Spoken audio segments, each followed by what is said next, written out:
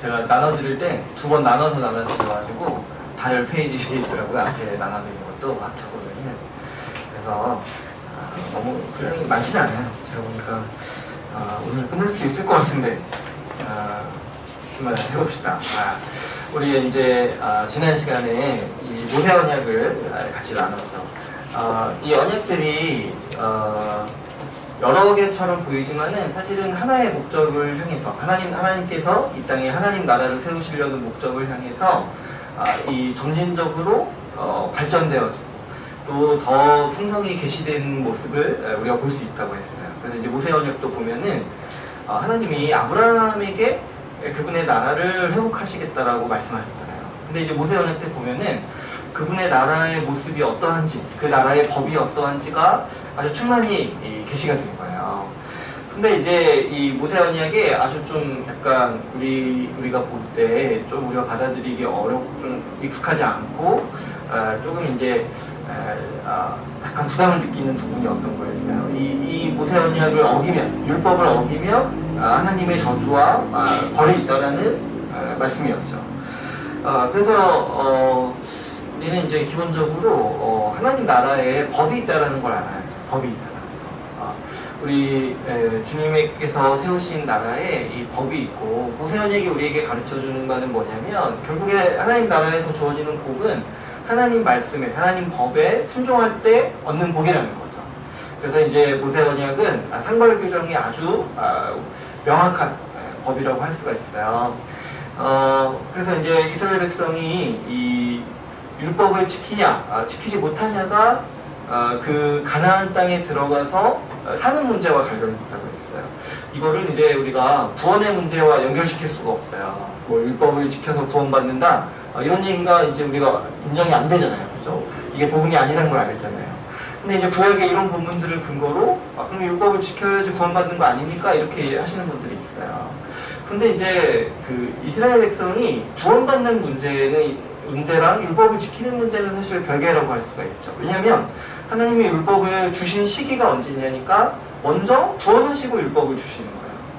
출애굽하고 노예 상태에서 해방시키시고 또 유월절 어린 양의 피로 구원하신 다음에 내 나라의 백성으로서 내 법을 지켜라 하면서 율법을 주시는 거예요.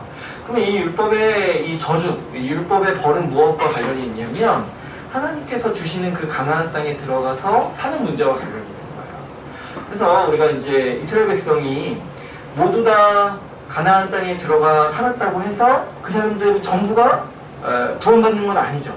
그 안에서도 믿음이 있는 자가 구원을 받는 거죠. 반대로 나중에 이스라엘 백성들이 다 심판받잖아요. 그럼 그 사람들이 다 구원 안 받는 건 아니라는 거예요. 오히려 그 나중에 하나님의 이 율법의 심판을 받아서 이국 땅에 가서 이 바벨론이나 포로로 가서 거기서 오히려 남은 자들, 거기서 오히려 하나님의 백성이 더 이어지는 모습들을 우리가 나중에 볼 수가 있어요. 그래서 이 율법을 지키고 안 지키고의 문제가 사실 구원의 문제로 구약에서도 게시되지 않는다는 거예요. 이스라엘 백성이 율법을 잘 지키면 그 가나안 땅에 들어가서 아주 복을 누리면서 살 수 있었다는 거죠. 그래서 이제 우리가 그런 차원에서 이 모세 언약의 상벌 규정을 이해했어요. 우리가 이제 이 모세 언약, 다윗 언약을 이해하려면 다윗 언약의 어떤 시대적 배경을 봐야 되는데 이 모세 언약이 이제 출애굽기에서 세워지고 이 여호수아서에서 이 하나님께서 약속하신 복이 성취되는 모습을 보죠. 가나안 땅에 들어가서. 물론 이제 그 전에 이제 민수기가 있어요. 민수기. 저 이번 주에 민수기 그 드라마 바이블로 들었는데 진짜 너무 회개를 많이 했어요. 어떻게 이렇게 완악한가. 정말 고기 안 준다고. 고기 문제가 얼마나 큰지를.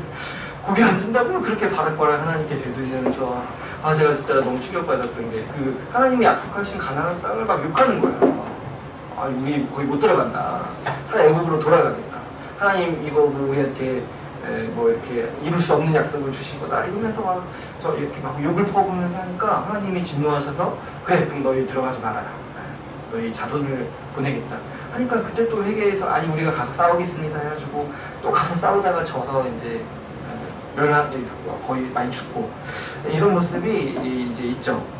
근데 이제 그 뒤에 그래서 그 다음 세대가 사실 가나안 땅에 들어가죠. 그리고 우리가 이제 모세오경에서 출애굽기 후반부 또 민수기를 보다 보면은 우리가 얼마나 완악한 사람들인가, 우리가 하나님을 향하여서 얼마나 정말 하나님을 싫어하는가, 이런 모습들을 우리가 볼 수 있죠. 그럼에도 불구하고 하나님께서 그 이스라엘의 그 다음 자손들, 다음 세대의 사람들을 가나안 땅에 들어 보내시죠. 그래서 이제 여호수아서에 보면은 가나안 땅에서 이스라엘 백성이 정복하고 또 그 정복을 완료하는 모습을 볼 수가 있어요. 근데 그 이후에 이제 사사 시대가 이제 펼쳐지는데, 그때도 여전히 이 모세 율법의 이제 지배 아래 있는 거야. 그래서 이제 그때뿐만 아니라 이 모세 율법은 구약 전체를 지배하는 법인 거예요. 이제 이 이후로는 율법 가지고 무조건 얘기해요. 율법 가지고. 그래서 우리가 이제 모세 언약의 분량이 상당히 많은 거죠. 사사시대를 보면 우리가 사사기 많이 이야기를 아시잖아요. 근데 이제 사사기는 전반적으로 굉장히 좀 암울한 분위기가 있어요. 그러니까 이게 뭐냐니까, 이게 가나안 땅에 들어갔어요. 근데 그 안에서 살아갈 때 이스라엘 백성들이 율법을 계속해서 어기는 거야. 하나님께 신실하지 않고 오히려 그 땅에 들어가서 그 땅의 우상들을 이제 자꾸 따르는 거야. 그래서 이제 바알 신을 섬겼다고 하죠. 바알 신은 이제 비를 내려주는 이제 신이라고 해요. 근데 이제 이 이스라엘 땅은 전 가보진 않았어요. 그런데 애굽은 어떠냐니까, 애굽은 이 적각꾼이 아니죠. 나일강이 흐르는 땅이죠. 그래서 이제 사람이 물을 개수하면은 언제든지 농사를 지을 수 있는 거예요. 비가 안 오더라도. 왜냐면 물이 흐르니까, 나일강이 아주 풍부하게 흐르니까. 근데 이스라엘은 어떤 땅이냐니까 그런 큰 강이 없어요. 대신에 우리 이런 얘기 들어보셨죠. 이른 비와 늦은 비를 내려주시고, 두 번 이렇게 큰 비를 내려오는데 비가 그 비로 인해서 이게 농경을 할 수 있는 땅인 거야. 그러니까 그 가나안 족속들이 이 비의 신을 섬기는 거예요. 우리에게 비를 주는 신. 그래서 우리 어디죠? 열왕기 하에 엘리야가 이 바알이랑 겨루는 장면에서 누가 비를 주는지 겨루죠. 왜 그러냐니까 비가 와야지 농사를 짓잖아요, 농경사회에서. 근데 이제 비를 내려주는 신이 이제 바알이라고 생각을 해가지고 이스라엘 백성들도 자기들 먹고 살아야 되니까 이제 열심히 이제 바알을 섬겼던 거죠. 바알도 섬기고 사실 하나님도 같이 섬기는 거예요. 그래서 비의 문제가 이제 바알에게 있다고 자꾸 생각을 하는 거예요. 그래서 이제 아무튼 사사기 때 이제 이 반복이 돼요. 계속 이 우상을 숭배하고, 그래서 하나님은 심판으로서 그 이방 민족들에게 이 지배를 당하게 하게 돼요. 그래서 이제 노예살이 하다가 이제 이스라엘 백성들이 회개하고 탄원하면은 하나님이 사사를 보내주셔서 구원하시고, 이런 이야기들이 이제 반복돼요. 근데 이제 사사기에서 보시면 이런 말씀이 반복되죠. 그때 이스라엘의 왕이 없으므로 사람이 각기 자기의 소견에 옳은 대로 행하였더라. 그러니까 사사기의 하나의 주제 중에 하나가 뭐냐면, 하나님이 율법을 주셨는데 이 율법을 준행할 수 있도록, 이 나라 전체가 율법에 따라 살 수 있도록 정말 율법을 가지고 통치하는 왕권이 필요하다는 거야. 이 사사기의 주제 중에 하나가. 하나님께서 율법을 주셨는데 백성들이 따르질 않는 거예요. 이 통치자가 없다 보니까. 그래서 이제 각기 자기 소견대로 행하면서 좀 암울해지는 거죠. 그랬을 때 이제 사사기 다음에 사무엘 상하가 이제 이어지죠. 그때 하나님 이제 물론 이스라엘 백성이 왕을 달라고 요청했어요. 그런데 하나님께서 이 사무엘 상하를 통해서 이 이스라엘 백성에게, 이 하나님이 세우신 하나님 나라의 백성에게 왕을 주시는 이야기들이 이제 나오는 거죠. 사실 하나님께서는 처음부터 왕에 대해서 약속하셨어요.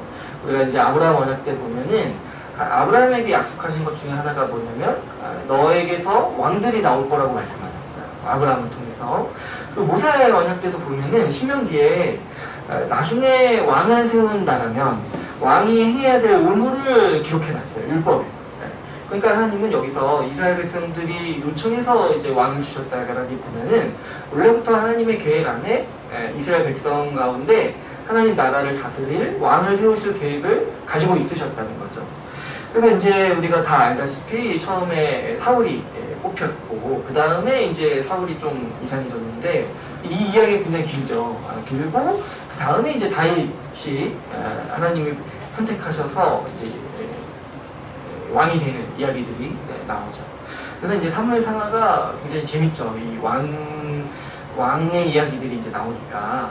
근데 하나님은 이 사울도 선택하셨고 다윗도 선택하셨는데 왜 다윗 왕의 이 이야기가 다윗이 중요할까? 우리가 좀 생각해 볼 필요가 있어요.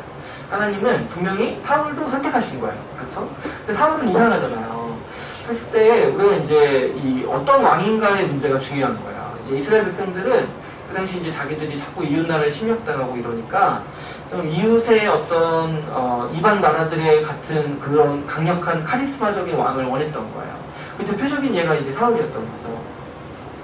그런데 하나님께서 지금 이런 역사적 과정을 통해서 가르쳐 주시는 거는 단순히 왕직이 중요한 게 아니라 어떤 왕이어야지만 이 백성이 율법 아래서 살 수 있냐 이 문제를 좀 제기하고 있는 거죠. 사무엘상하가.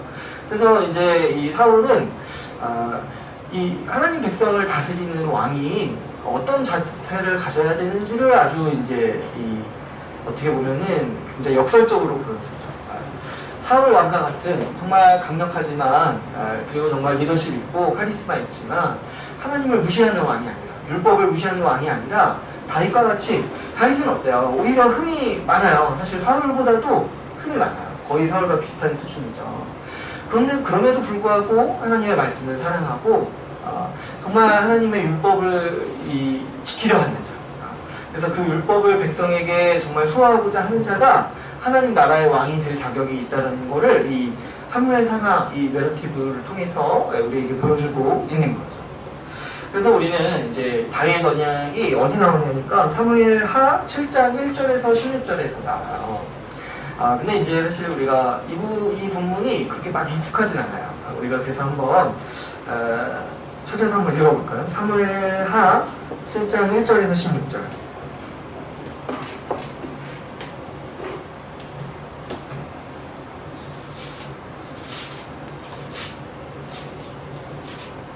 칠 장 1절에서 16절까지 한번 우리 같이 한번 좀 길지만 그래도 우리가 오랜만에 좀 상상을 보지 않나요? 오랜만에. 그래서 이제 한번 7장 1절에서 16절 같이 한번 읽어보겠습니다. 시작.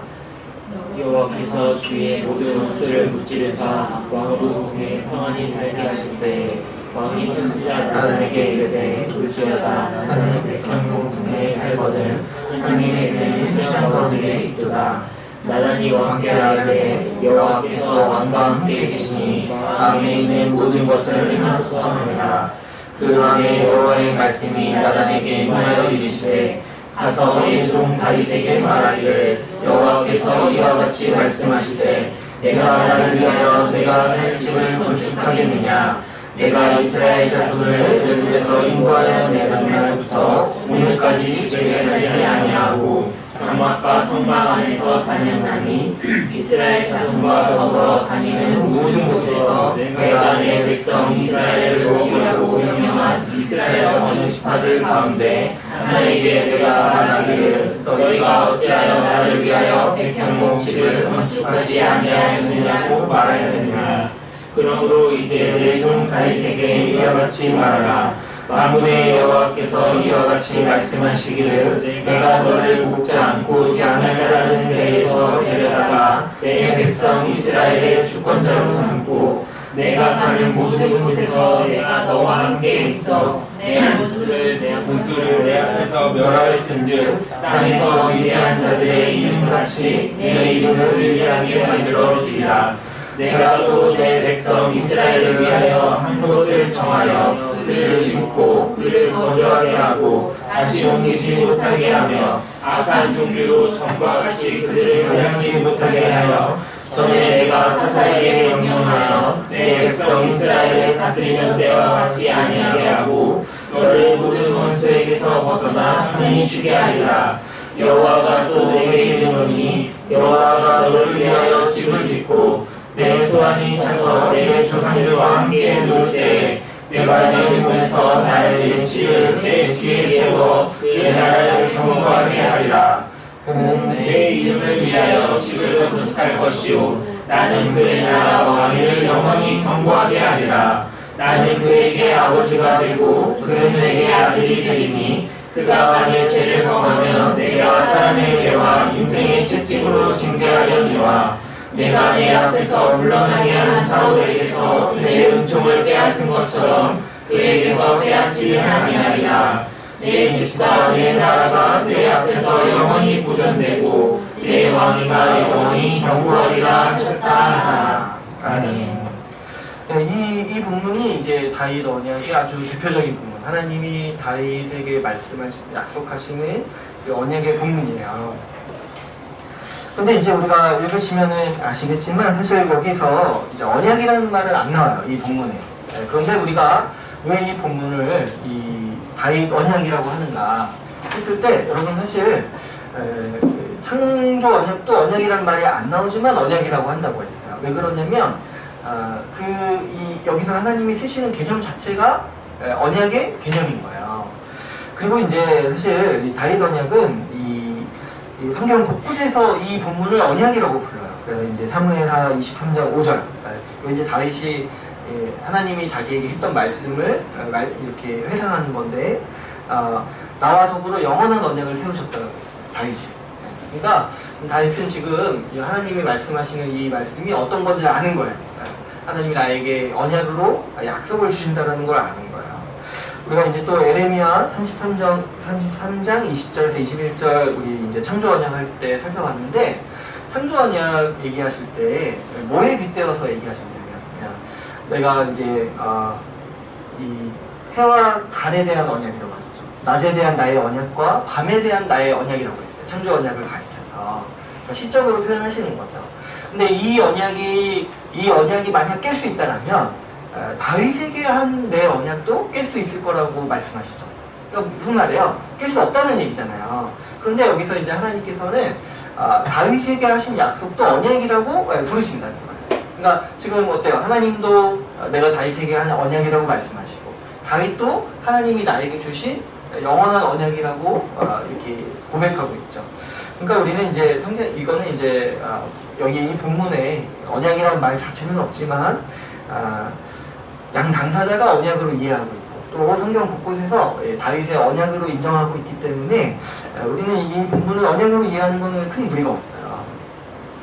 근데 이 언약의 이제 어떤 큰 인각, 아주 이제 어떤 대표적인 좀 내용들을 좀 보면은 이 언약이 굉장히 이제 드라마틱한 언약이에요. 이 다윗이 처음에 어떤 생각을 했어요? 나는 지금 이때가 어느 시기 되면 다윗이 이제 전쟁을 어느 정도 많이 성취한 시기인 거예요. 그래서 이제 좀 늙을 때까지 거의 전쟁을 했으니까 이제 집에서 쉬고 있는데 어느 날 보니까 이 하나님의 성막 있죠. 성막. 우리 이제 성막 그때 배웠잖아요. 이 모세 언약 할 때 하나님은 여전히 성막에 계시는 거예요. 근데 성막은 이제 어떤 특성이 있냐니까 그냥 천막인 거예요. 이동식 천막인 거예요. 그래서 이제 다윗이 그게 좀 불편한 거죠. 마음이. 나는 지금 뭐라고 했어요? 백향목 궁전에 궁에 살고 있는데 하나님은 저기 휘장 가운데 계신다는 거예요. 그러니까 천막에 지금 계신다는 거예요. 그래서 이제 그게 마음이 불편해서 이제 다윗이 내가 하나님을 위해서 성전을 짓겠다라고 선지자한테 이제 얘기를 하는데 선지자는 당연히 좋겠다 하겠죠. 좋습니다. 하나님 얼마나 기뻐하시겠습니까? 하고 들어갔는데 웬걸 그 나단의 이제 꿈에 나단에게 말씀을 주시면서 하나님이 이 약속을 주시는 거예요. 내가 언제 집을 지어달라고 했냐. 그런데 하나님이 여기서 말씀하시는 게 뭐냐면 너가 내 집을 짓는 게 아니라 내가 너를 위하여 집을 짓겠다고 하시는 거예요. 그러니까 약간 이 하나님은 언어 플레이를 하시는 거예요. 여기서 다윗의 집을 짓겠다는 건 무슨 뜻이에요? 실제 다윗이 살 집을 짓겠다는 게 아니라 지으시겠다는 게 아니라 다윗의 왕조를 내가 영원히 세우겠다. 그래서 너의 후손이 나를 위해 성전을 지을 거고 또 너의 왕조가 영원히 대대로 있을 거다라고 말씀하시죠. 그래서 이제 하나님은 다윗의 집을 지으시겠다라고 너의 집을 내가 짓겠다라고 말씀하실 때 너의 왕조를 세우시겠다라고 말씀하시는 거죠. 다윗 왕조를. 그래서 근데 그 왕조가 어마어마한 얘기를 하시는 거야. 영원할 거라고 말씀하시는 거죠. 그래서 이 다윗 언약의 아주 이 핵심 사항이 뭐냐니까 하나님께서 다윗의 자손을 영원히 왕으로 세우시겠다는 거예요. 그분 백성의 내 백성의 왕으로 세우시겠다는 거예요. 그리고 안식을 주시겠다는 거죠. 그래서 이제 이 다윗 언약을 통해서 우리가 아주 중요한 사실 중에 하나가 하나님이 원하시는 그분의 나라의 왕을 하나님이 다윗을 통해서 약속하신다는 거예요. 그래서 우리는 하나님 나라의 통치자로서 왕이 있다는 사실을 이 다윗 언약을 통해서 이제 밝히보는 거예요. 여러분 제가 이제 하나님 나라라고 했을 때 그 나라가 네이션이 아니라 킹덤이라고 했어요. 왜 그러냐니까 하나님은 처음부터 킹덤을 세우시는 거예요. 킹덤. 왕국을 세우시려고 하시는 거예요. 사실 아담도 왕과 같은 존재였고 또 이스라엘도 왕과 같은 제사장으로 부르심받은 백성이었죠. 여기서 이제 다윗을 통해서 하나님은 그 나라의 왕이 영원히 있도록 하겠다. 너의 후손을 통해서 그 나라를 세우시겠다라고 말씀하시는 거죠. 그래서 이제 이 하나님 나라의 주권과 백성, 이 영토, 우리 3요소 어제 한번 배운 적 있나요? 나라의 3요소 했을 때 주권, 백성, 영토잖아요. 이 세 가지가 아주 이 모세 언약 때도 드러났지만 이 다윗 언약 때 더 밝히 드러나는 거예요. 그 주권. 모세 언약 때는 율법이라는 형식으로 주어졌지만 이 하나님께서는 다윗 언약을 통해서 더 알려주는 게 뭐냐면 이 율법대로 통치할 왕을 보내주시겠다라고 약속하시는 거죠. 그래서 이제 이 다윗 언약의 아주 핵심 사항이 이 왕에 대한 말씀과 관련이 있어요. 그래서 여기 그뿐만 아니라 이 왕이 영원할 거라고 말씀하시는데 이 왕이 범죄해도 이 사울처럼 쫓아내지 않을 거라고 약속하세요. 그리고 훈계하실 거라고 약속하시죠. 그래서 이제 율법의 사항과는 약간 이제 성격이 다른 거예요. 율법은 어떻게 말씀하시는 거예요? 범하면 내가 쫓아내겠다. 그런데 이제 이 왕권을 주시면서 이 사울에게서 한 것과 같지 않고 이거는 내가 약속으로 언약을 하겠다는 거죠. 쫓아내지 않고 이 자식을 훈계하듯이 다스리겠다라고 이제 하나님의 약속을 주시는 거예요. 그래서 그 다윗의 왕조가 영원할 거라는 게 이 언약의 핵심 사항이라고 할 수가 있어요. 좀 구체적인 내용을 좀 살펴보도록 하겠습니다. 하나님은 다윗의 아들을 영원한 왕으로 세우시고 그 나라를 영원히 견고하게 하시겠다라고 말씀하십니다. 그래서 12절, 13절, 14절, 16절 이 내용이 반복되어서 나타나고 있어요. 이게 아주 이제 큰 의미인 거죠. 다윗이 하나님을 위해서 내가 뭔가 하겠다고 했지만 하나님은 아니다, 내가 너를 위해서 뭘 하겠다라고 말씀하시는 거예요. 이제 그 내용이 어마어마한 거죠. 다윗은 분명히 성전을 짓고 싶다라고 했지만 하나님은 너의 왕조를 내가 굳건히 하겠다라고 말씀하시는 거예요. 근데 여기서 이제 특이한 단어, 아주 이제 우리가 중요하게 봐야 될 단어가 나오는데 하나님은 다윗의 씨라고 얘기해요. 이 히브리어 원문에 보면은 우리 이제 아마 아들, 이게 자손이라고 돼 있을 텐데 씨라고 얘기해요. 너의 씨. 다윗의 씨를 세우시고 그 나라 왕위를 영원히 견고하게 하실 거라고 말씀하시죠. 그래서 이제 근데 여러분 이 씨라는 단어는 우리가 언제부터 보는 거예요? 이 창세기 3장 15절부터 여자의 후손도 사실 같은 단어예요. 여자의 후손.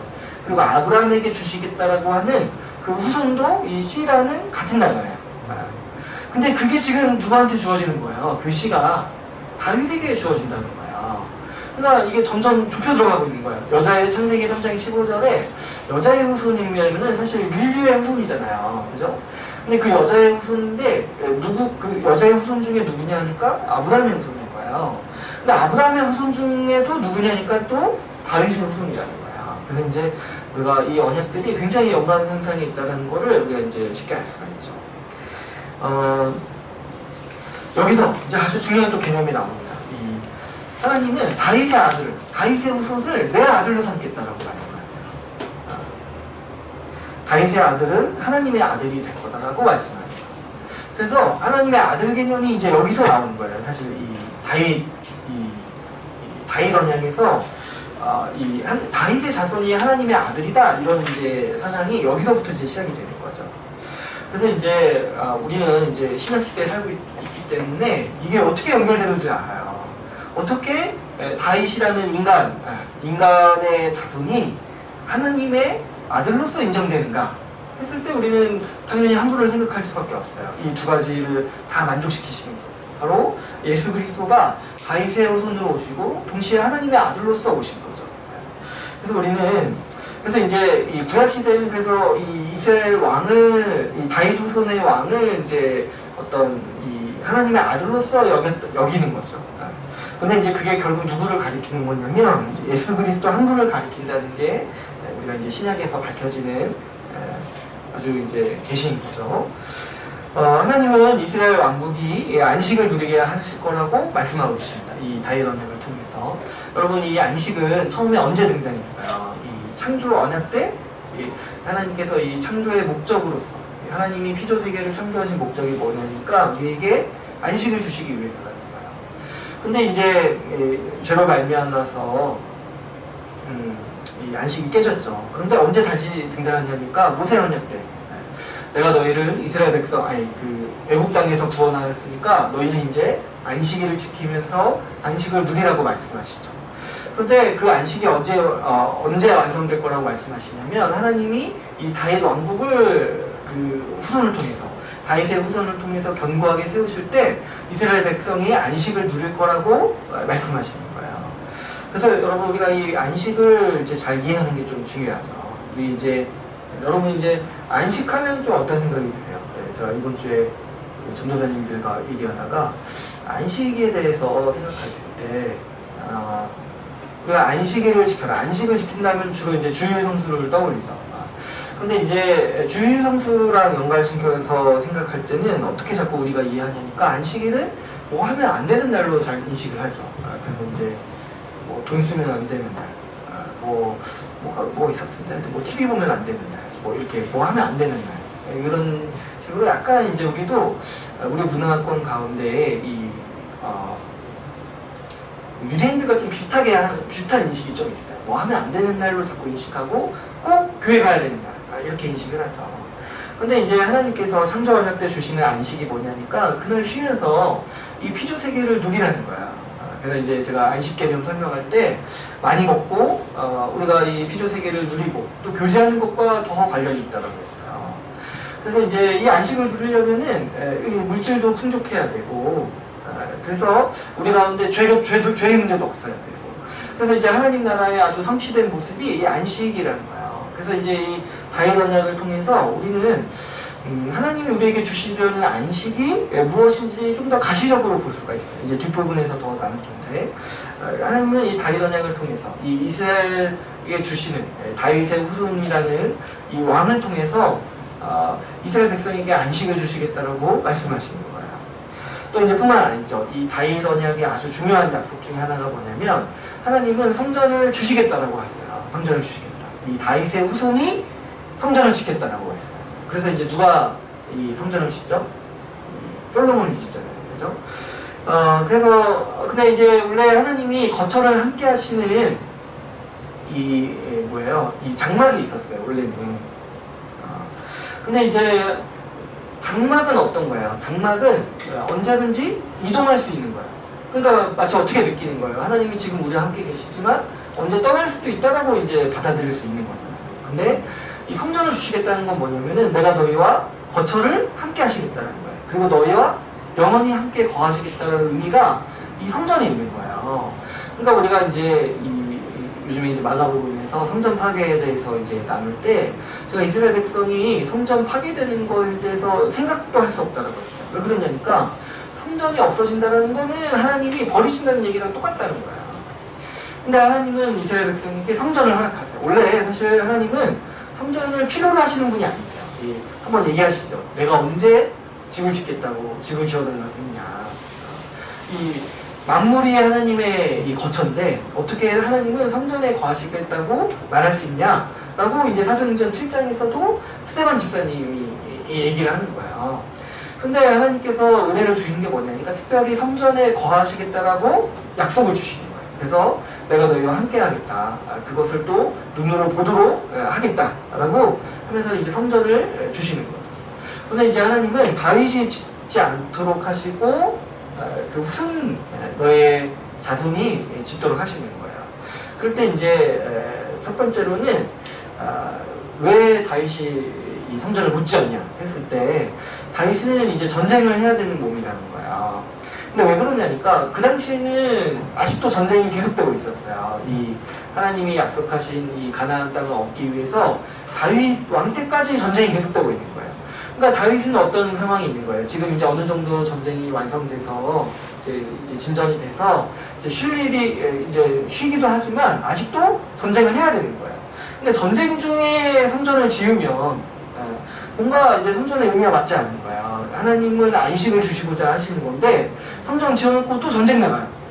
그러면은 이거는 아니라는 거죠. 그래서 하나님은 너에게 줄 안식, 이 전쟁이 끝나고 성전을 짓도록 하겠다라고 말씀하시는 거죠. 근데 또 두 번째 우리가 아주 깊은 또 신약에서 밝혀지는 아주 깊은 의미가 있는데 하나님은 다윗의 자손이 성전을 짓겠다라고 말씀하시는 거예요. 다윗의 자손이. 그러면 누가 한 명이 떠오르죠? 누가 떠올라요? 그렇죠. 다윗의 자손으로 오시는 그리스도가 성전을 짓겠다라고 여기서 아주 이제 신약 백성만 이해할 수 있는 아주 그 정말 큰 비밀을 이제 하나 이렇게 계시해 주는 거죠. 그리스도, 다윗의 자손으로 오시는 그리스도가 결국에는 성전을 건축할 거다라는 계시가 벌써 여기서부터 우리에게 주어지고 있는 거죠. 그래서 예수님이 오셔서 성전을 헐라고 말씀하시죠. 이 지금 잎만 무성하고 열매 없는 이 성전을 헐라고 말씀하시죠. 그리고 내가 3일 만에 다시 짓겠다라고 말씀하시는 게 이 다윗 언약을 성취하시는 말씀인 거야. 그럼 또 넘겨서 이 다윗 언약의 특징까지 한번 보도록 하겠습니다. 그래서 이 다윗 언약에는 아주 하나님의 아주 전권적인 은혜가 드러나 있다고 볼 수 있습니다. 하나님은 은혜로 약속을 주시고 신실하게 이루실 거라고까지도 말씀하시죠. 마치 아브라함에게 말씀하신 것처럼 내가 끝까지 하겠다, 내가 다 주겠다라고 말씀하시는 언약이 다윗 언약인 거예요. 그래서 이제 아브라함 언약의 연장선상에 있다라고도 볼 수 있어요. 그래서 이제 다윗이 뭘 하고 안 하고가 이 언약에도 상관이 없어요. 하나님은 이 일을 하시겠다라고 약속을 주시고 언약으로 세우시는 거예요. 그래서 이제 다윗 자손이 범죄하더라도 하나님은 그것까지 말씀하시는 거예요. 내가 용서하겠다. 범죄하더라도 내가 징계하겠지만 나라를 빼앗지는 않을 것이다 라고 말씀을 주시는 거죠. 근데 또 한편으로 조건적인 성격도 있어요. 뭐냐니까 모세 언약의 연장선상에 있어요. 뭐냐니까 이 왕들이 모세 언약을 지켜야 돼요. 율법을 지켜야 돼요. 그래서 백성들이나 왕이 율법을 어기면 이 징계하겠다라는 말씀이 그래서 있는 거죠. 그래서 이 다윗 계열의 왕위가 끊어질 것인지 여부가 어디에 달려 있냐니까 이 다윗의 자손이 다윗이 행한 일, 율법을 수호하고 율법을 지키는 일과 관련이 있다는 거죠.